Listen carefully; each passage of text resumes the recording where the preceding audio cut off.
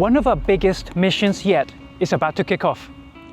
Welcome to Argentina, where a four-post team has been setting the groundwork here at this former zoo to provide urgent care for over 60 big cats and 2 bears. These are the last residents of the former Zoo Luján. Since it was closed to the public by the authorities in 2020, caring for these animals has become increasingly challenging, resulting in deteriorating animal welfare conditions. As part of a broader collaboration with the Argentinian authorities, PAWS stepped in. PAWS was asked to mediate to evaluate the situation of all the animals here as pre-assessment for the big medical examination and check which we plan to do in October. It's not only this, we succeeded in the last 2 days that PAWS take responsibility for this animal. So really it will be one of the biggest operation, biggest challenge, and find the best, the long-term solution for this animal here at the former Zoo Luján. This is PAWS Emergency Mission, Argentina.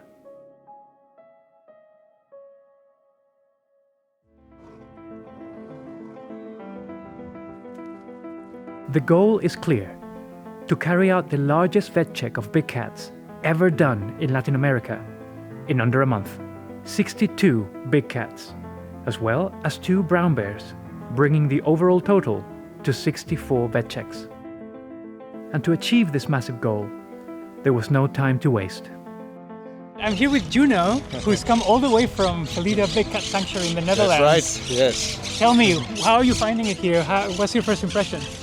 Well, obviously it is a major challenge. One of the most important things is to really get the overview of the whole situation. It's a big area with a huge amount of animals in very difficult enclosures. Of course, before we have been arriving, we have been briefed on what we can expect and what the situation on site and what our priorities are. But the most shocking thing was the overcrowded corridor enclosure. The main problem is that there are a lot of animals in really small enclosures. A lot of the small parts of these enclosures, they need to be repaired. To do that, we need to move some of the animals. So it's just a real reshuffle of all the animals and all the enclosures a little bit, no? Yes. If you have 7 male lions, 7 female lions, then tigers and lions together directly next to the enclosures, it's not possible to dart them and to do a veterinary check. So what we're doing right now, the most urgent, is to improve the husbandry systems and to regroup the animals. So we really needed to make a proper planning of how to prioritize first, because there are 20 things to do, but we really have to tick them off one by one. The PAWS team has been incredibly busy carrying out the necessary repairs and improvements so that the veterinary assessments of the animals can go according to plan. We've learned a whole lot about the animals here, so let's take a closer look at the various challenges still ahead of us. This is sector number 4. We have many animals in this sector, but we have to focus right now on lioness Lucy that you can see here in the back. She's the youngest lioness here in the zoo. She was born 1 year before closure of the zoo. Unfortunately, Lucy's enclosure wasn't built up to the required standards needed to ensure a successful vet check, making her case a clear priority for the team. So now we will have the first step with moving lioness Lucy. We really have to do this urgently because there's no possibility to get into an enclosure, which is of course absolutely needed when you want to give proper husbandry care. Lucy was very cooperative, so now she is inside. She really went out smoothly with the team. With Lucy safely in her new enclosure, we return to Sector 4.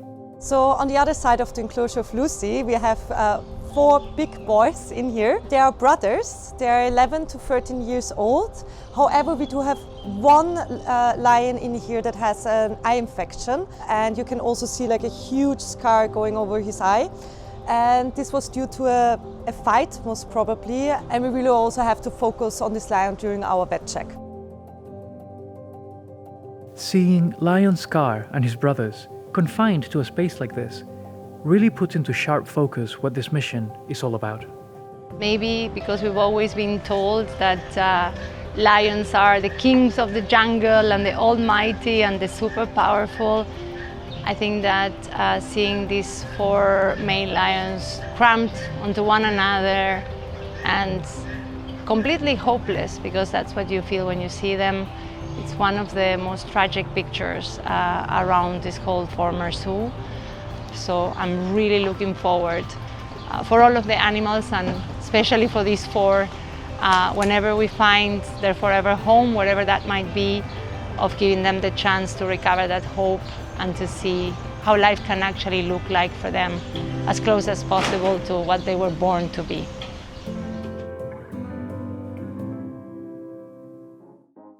Meanwhile, Dr. Marina Ivanova has been overseeing the construction of the veterinary tent, the nerve center for the entire veterinary assessment. This is the tent that the team of PAWS here in Luján just built. The main purpose of the tent will be to set it up as operation room. Here will be the place where 2 teams simultaneously will examine the animals. A lot of animals here in Luján are quite old, they're over 10 years, and it's really mandatory to provide them with the necessary care they deserve. And we also saw the arrival today of Dr. Frank and Dr. Julia. We are almost set preparing all the equipment, and we had a look into the animals already, so we're ready to go. We're very glad to have you here and looking forward to the next few weeks. It's going to be... It will be hard work, but it will be a very important project, I guess so. It will definitely be tough times, but I think we can really do something good for the animals. With the tent standing, the equipment ready, and the team trained, the preparations are nearly ready.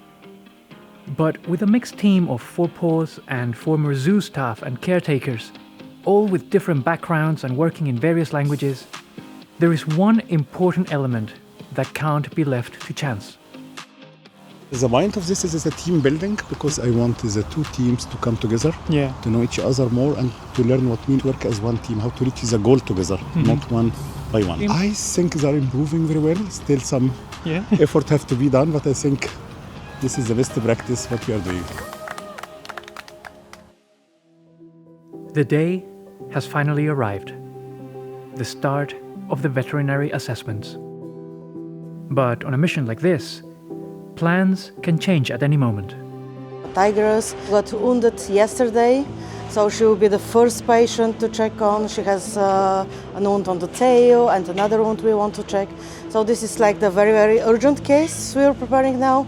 And after that we will continue with the other animals, and this will take maybe a lot of days, maybe a couple of weeks, maybe even more, but we want to give the full attention to every of the animals here.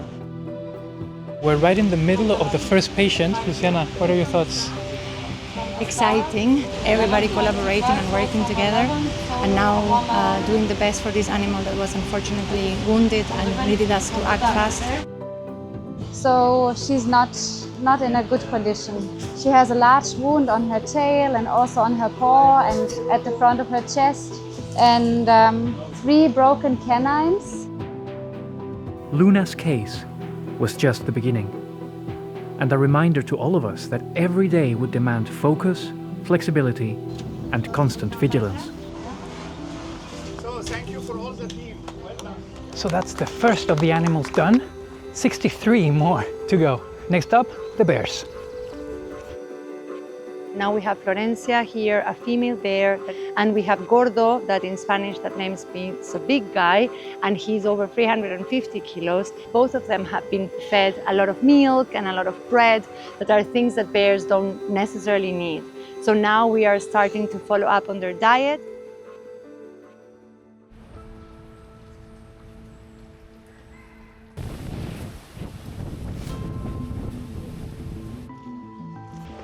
Today started with a huge thunderstorm, and the whole tent is just flooded.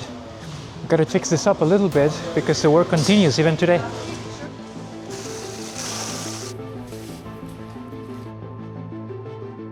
So after dealing with some of the more urgent cases, how is this next part different than what we've done so far? Oh, that's very different, because now we have 2 male tigers in one enclosure and there's no possibility to separate them. So that's why we need to start both, and we have to examine both simultaneously. respect.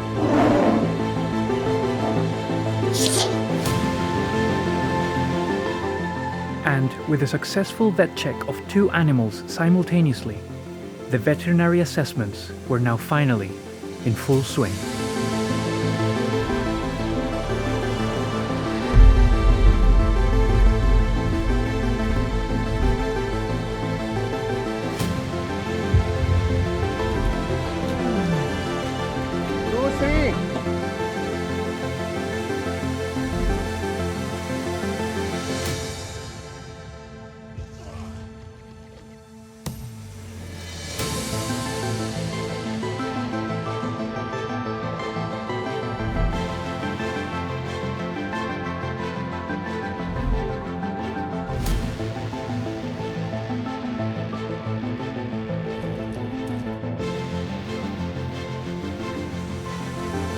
Before long, it is the turn of the group of 4 male lions, including Scar, who finally received much needed medical attention on his eye.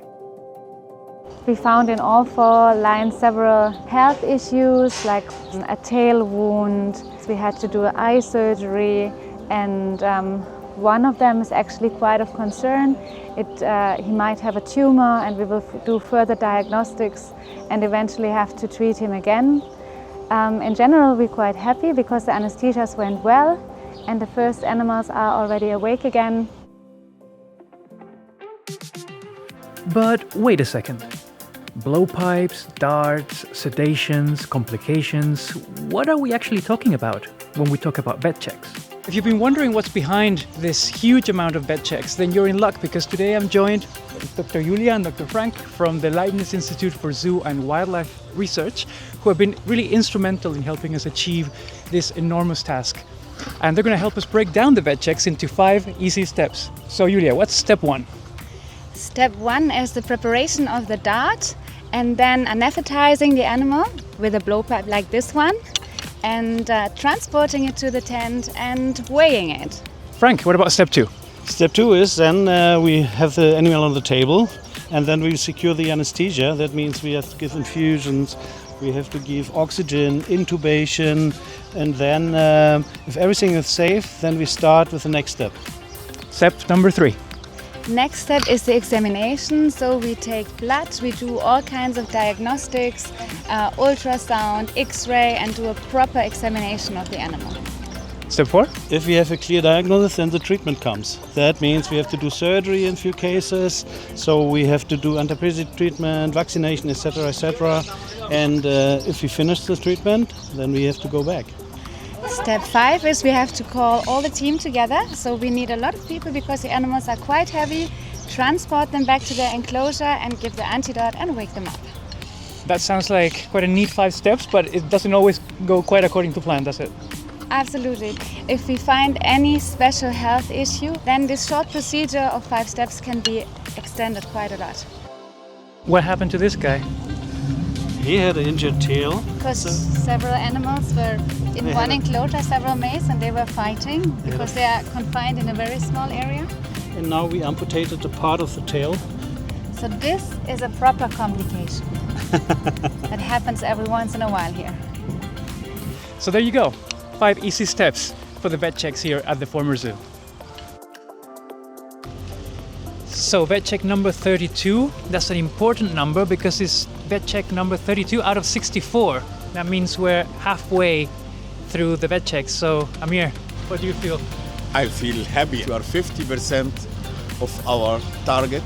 So glad, and nothing went wrong so far. But still so much to do still. Reaching the halfway point of the mission also means finally facing one of the most complex areas of this former zoo, the corridor sector. Now it's getting tricky, but I think we have good preparation. The team is prepared. We are ready for all scenarios. Yeah, we have to be very careful with our procedure, and right now we're kind of splitting the team as well so that the animals not get too stressed. Fingers crossed. Yes. Over the following days, a carefully coordinated sequence of vet checks allows the team to reorganize animal groups, continue repairs, and monitor the health of an increasing number of big cats. And still, new challenges would emerge. He is dehydrated and he's lying in the sun. His metabolism is so slow. It's very, very important that you get water to drink and that you can find a way to rehydrate him. We are going to give him chicken wings injected with water. Come on. Yes. Come. Good boy. Good boy. Yeah. So we just started the targeted additional antidote, and now the team is really happy because he's back on his feet, he's back on track. He'll need a little bit of time and then he should be fine again. As the final vet checks in the corridor come to an end, attention begins to shift beyond the mission itself and towards what life might look like for these animals once we leave. Although the vet checks are slowly coming to an end here, in a way, the journey is just beginning. Over the next few weeks, we'll follow up on all the animals, especially where there was a bigger treatment done. So if they had like teeth removed, if they had surgery done. I already want to go shopping so badly for the animals. So even if we can put small structures or some enrichment items just to stimulate behaviors and give them something to do during the day, because it will just hopefully make those animals, happy for a little bit. Give them just, a spark in their day. So we're now on our way to pick up the last animal of the veterinary assessments. Team, in one word, how are you feeling? Good. Tired, but good. One word, Frank. Very good. 2 words. Happy. Fantastic. This is really exciting. The last animal. So let's see. I hope all goes well and we don't have any surprises.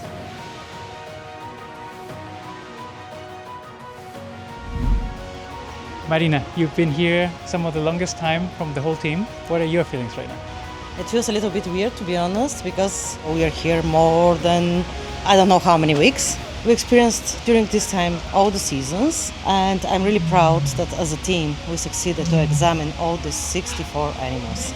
It's incredible. I don't wait this type of support and cooperation. The ministry, the police, the security, the staff here, it's incredible. Without these people, it's impossible. It was a great teamwork, but I say all the time, one team, one dream, nothing is impossible. VetCheck 64 marks the end of a monumental task by the incredible four-post team. But none of this would have been possible without you, our amazing donors, followers and supporters. The emergency mission Argentina doesn't end here. This is just the first step towards a long-term solution for these animals. PAWS signed a Memorandum of Understanding with the authority in Argentina. This is for the big picture to solve the problem of big cats in Argentina in general, not only one zoo. There is a lot of other big cats under inappropriate captivity here in Argentina. So this was the first step. And I think this is show what we can do together. It's still a long way to improve the legislation here to prevent such things to happen in the future. But I am also positive and optimistic. Everything starts with first step, and we done a first step together with a great teams here in Argentina. Stay tuned over the coming weeks as we bring you the latest from Argentina and beyond, and the life that awaits the animals from the former Zoo Luján.